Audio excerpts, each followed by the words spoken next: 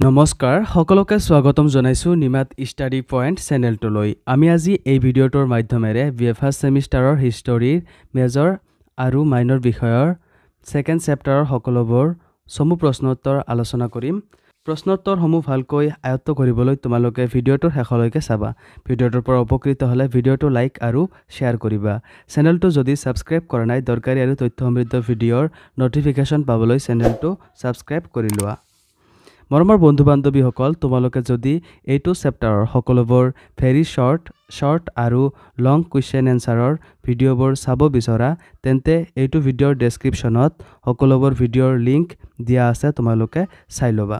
চ' ব'লা তেন্তে বেছি পলম নকৰি প্ৰশ্নোত্তৰসমূহ আলোচনা কৰোঁ। চমু প্ৰশ্নোত্তৰ। কুৱেশ্যন নম্বৰ 1, গণসংঘ মানে কি? উত্তৰ, গণসংঘক গণৰাজ্য বুলিও কোৱা হয়। গণ মানে একে মৰ্যাদাৰ মানুহ, সংঘ মানে সভা আৰু ৰাজ্য মানে শাসন কাৰ্য। গণসংঘসমূহত পৰিয়ালৰ মুৰব্বীসকল একে বংশৰ আছিল। কুৱেশ্যন নম্বৰ 2, প্ৰাচীন ভাৰতৰ কেইটামান ৰাজবংশৰ নাম লিখা। উত্তৰ, প্ৰাচীন ভাৰতৰ কেইটামান ৰাজবংশ হ'ল শাক্য, বনিয়া, মল্ল, ব্ৰিজনিছ, নন্দবংশ আদি। কুৱেশ্যন নম্বৰ 3, প্ৰাচীন কালৰ ৰাজ্যবোৰৰ তিনিটা বৈশিষ্ট্য উল্লেখ কৰা। উত্তৰ, প্ৰাচীন কালৰ ৰাজ্যবোৰৰ তিনিটা প্ৰধান বৈশিষ্ট্য হ'ল ক, ৰাজ্য শাসন ঈশ্বৰৰ ইচ্ছা বুলি গণ্য কৰা হৈছিল। খ, শাসক আৰু শাসিতৰ মাজত গভীৰ পাৰ্থক্য আছিল। গ, অব্যাহৃত ভূমিৰ ওপৰত ৰাষ্ট্ৰৰ কৰ্তৃত্ব আছিল। কুৱেশ্যন নম্বৰ 4, 4খন মহাজনপদৰ নাম উল্লেখ কৰা। উত্তৰ, 4খন মহাজনপদ হ'ল অংগ, মগধ, কাশী আৰু পাঞ্চাল।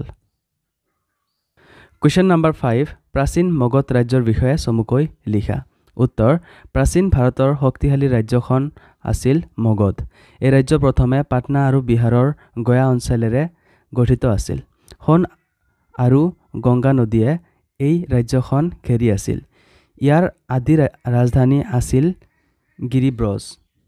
প্ৰাচীন পটলিপুত্ৰ বা আধুনিক পাটনা এই ৰাজ্যৰ নতুন ৰাজধানী আছিল।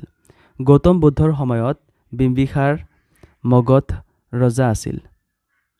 পিছলৈ মগধ শক্তিশালী ৰাজ্য আৰু উত্তৰ ভাৰতৰ মুখ্য শক্তি হিচাপে পৰিগণিত হৈছিল। কুৱেশ্যন নম্বৰ 6, বৰ্ণ প্ৰথা বুলিলে কি বুজা? উত্তৰ, প্ৰাচীন কালৰে পৰা সমাজ ব্যৱস্থা 4টা বৰ্ণত বিভক্ত কৰা হৈছিল। সেই ভাগকেইটা হ'ল ব্ৰাহ্মণ, শূদ্ৰ, ক্ষত্ৰিয় আৰু বৈশ্য। সমাজত ব্ৰাহ্মণসকলে উচ্চ আসন লাভ কৰিছিল, আনহাতে বাকী 3টা বৰ্ণ শ্ৰেণীয়ে সমাজত আগস্থান লাভৰ পৰা বঞ্চিত হ'ব লগা হৈছিল। পিছলৈ ব্ৰাহ্মণসকলৰ এনে মনোভাৱৰ বিৰুদ্ধে সমাজত বিক্ষোভৰ সূচনা হৈছিল। কুৱেশ্যন নম্বৰ 7, জৈন ধৰ্মৰ মতবাদ কেইটা আৰু কি কি? উত্তৰ, জৈন ধৰ্মৰ মতবাদ 5টা। এই মতবাদ কেইটা হ'ল ক, মিছা কথা নোকোৱা, খ, হিংসা নকৰা, গ, চুৰি নকৰা, খ, সম্পত্তি অৰ্জনৰ পৰা বিৰত থকা আৰু ঙ, ব্ৰহ্মচাৰ্য। কুৱেশ্যন নম্বৰ 8, জৈন ধৰ্মত মুক্তি লাভৰ উপায় কেইটা আৰু কি কি? উত্তৰ, জৈন ধৰ্মত মুক্তি লাভৰ উপায় 3টা। এই উপায়কেইটা হ'ল সৎ বিশ্বাস, সৎ জ্ঞান আৰু সৎ কাৰ্য। কুৱেশ্যন নম্বৰ 9, বৌদ্ধ ধৰ্মৰ মূল বৈশিষ্ট্য বা মহান সত্য কেইটা আৰু কি কি? উত্তৰ, বৌদ্ধ ধৰ্মৰ মূল বৈশিষ্ট্য বা মহান সত্য 4টা। এই সত্যকেইটা হ'ল ক, এই পৃথিৱীখন দুখ কষ্টৰে ভৰপূৰ। খ, সমগ্ৰ দুখ কষ্টৰ মূল হ'ল মানুহৰ আকাংক্ষা। গ, যদি আশা আকাংক্ষা জয় কৰিব পৰা যায় তেতিয়াহ'লে মুক্তিৰ লাভ কৰিব পাৰি। ঘ, অষ্টমাৰ্গ বা 8টা মূল মন্ত্ৰ অনুকৰণ কৰিলে নিৰ্বাণ বা মুক্তি লাভ কৰিব পাৰি। কুৱেশ্যন নম্বৰ 10, অষ্টমাৰ্গ বা 8টা মূল মন্ত্ৰ কি কি? উত্তৰ, অষ্টমাৰ্গ বা 8টা মূল মন্ত্ৰ হ'ল সৎ ধাৰণা, সৎ সিদ্ধান্ত, সৎ বাক্য, সৎ আচৰণ, সৎ দৃষ্টি, সৎ চেষ্টা, সৎ স্মৃতি আৰু সৎ ধ্যান। কুৱেশ্যন নম্বৰ 11, গৌতম বুদ্ধই অনুগামীসকলক অনুসৰণ কৰিবলৈ দিয়া নীতি কেইটা কি কি? উত্তৰ, বুদ্ধই অনুগামীসকলক অনুসৰণ কৰিবলৈ দিয়া নীতিকেইটা হ'ল আনৰ সম্পত্তিৰ প্ৰতি লোভ নকৰা, অহিংসা, সুৰাপানৰ পৰা বিৰত থকা, মিছা কথা নোকোৱা আৰু অসৎ কাৰ্যৰ পৰা বিৰত থকা। কুৱেশ্যন নম্বৰ 12, বৌদ্ধ মহামেল 4খন ক'ত আৰু কাৰ পৃষ্ঠপোষকতাত অনুষ্ঠিত হৈছিল? উত্তৰ, বৌদ্ধ মহামেল 4খনৰ প্ৰথমখন বৌদ্ধ মহামেল অজাতশত্ৰুৰ দিনত ৰাজগৃহত অনুষ্ঠিত হৈছিল। দ্বিতীয় বৌদ্ধ মহামেল বৈশালীৰ ৰজা কলাশকৰ নেতৃত্বত বৈশালীত অনুষ্ঠিত হৈছিল। তৃতীয় বৌদ্ধ মহামেল সম্ৰাট অশোকৰ দিনত পটলিপুত্ৰ নগৰত অনুষ্ঠিত কৰিছিল। শেষত চতুৰ্থ বৌদ্ধ মহামেল কুষাণ ৰজা কনিষ্কৰ শাসনকালত কন্দলবনত অনুষ্ঠিত হৈছিল।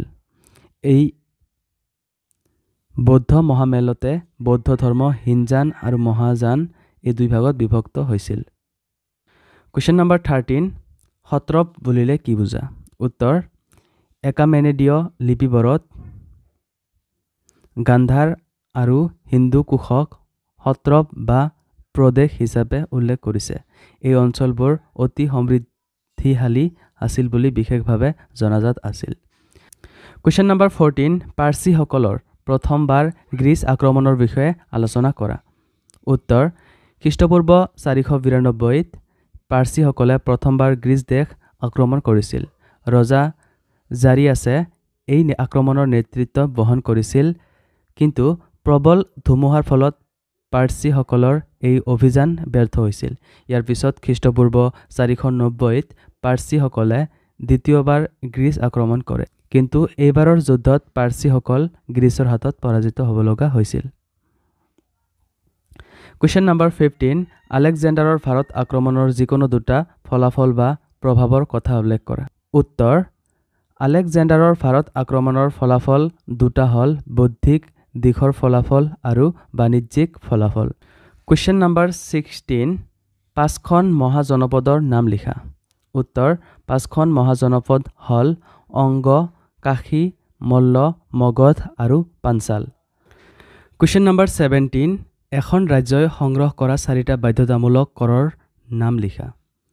উত্তৰ, এখন ৰাজ্যই বাধ্যতামূলকভাৱে সংগ্ৰহ কৰা 4বিধ কৰ হ'ল বালি, ভাগ, কৰ আৰু শুল্ক। কুৱেশ্যন নম্বৰ 18, মৌৰ্য সাম্ৰাজ্যৰ 7টা ভাগৰ নাম লিখা। উত্তৰ, মৌৰ্য সাম্ৰাজ্যৰ 7টা ভাগ হ'ল দাৰ্শনিকসকল, খেতিয়কসকল, পশুপালকসকল, সৈনিকসকল, বিচাৰকসকল, সভাসদসকল আৰু শিল্পীসকল। কুৱেশ্যন নম্বৰ 19, শ্ৰমণসকল কোন আছিল? উত্তৰ, মৌৰ্য যুগত শ্ৰমণসকল হ'ল সন্ন্যাসী। দাৰ্শনিকসকল সাধাৰণতে এই সন্ন্যাসীসকলৰ পৰা গঢ় লৈছিল। কুৱেশ্যন নম্বৰ 20, সিংহাসন শূন্যকাল বুলিলে কি বুজা? উত্তৰ, এজন ৰজাৰ মৃত্যুৰ পিছত আন এজন ৰজাই সুস্থিৰভাৱে কাৰ্যভাৰ গ্ৰহণ কৰাৰ মাজৰ সময়ছোৱাক সিংহাসন শূন্যকাল বুলি কোৱা হয়। চ' মৰমৰ বন্ধু বান্ধৱীসকল, তোমালোকে যদি এইটো চেপ্টাৰৰ সকলোবোৰ ভেৰি শ্বৰ্ট আৰু লং কুৱেশ্যন এনচাৰৰ ভিডিঅ'বোৰ চাব বিচৰা, তেন্তে এইটো ভিডিঅ'ৰ ডেছক্ৰিপশ্যনত সকলোবোৰ ভিডিঅ'ৰ লিংক দিয়া আছে, তোমালোকে চাই ল'বা। চ' আশা কৰোঁ এই ভিডিঅ'টো তোমালোকক সহায় কৰিছে। যদি ভিডিঅ'টো ভাল লাগিছে তেন্তে এই ভিডিঅ'টোত এটা লাইক আৰু যদি পাৰা তেন্তে তোমাৰ বন্ধুবৰ্গৰ সৈতে অথবা তোমালোকৰ হোৱাটছএপ গ্ৰুপত শ্বেয়াৰ কৰি দিবা। চেনেলটো যদি এতিয়ালৈকে ছাবস্ক্ৰাইব কৰা নাই তেন্তে প্লিজ চেনেলটো ছাবস্ক্ৰাইব কৰি দিবা। ধন্যবাদ।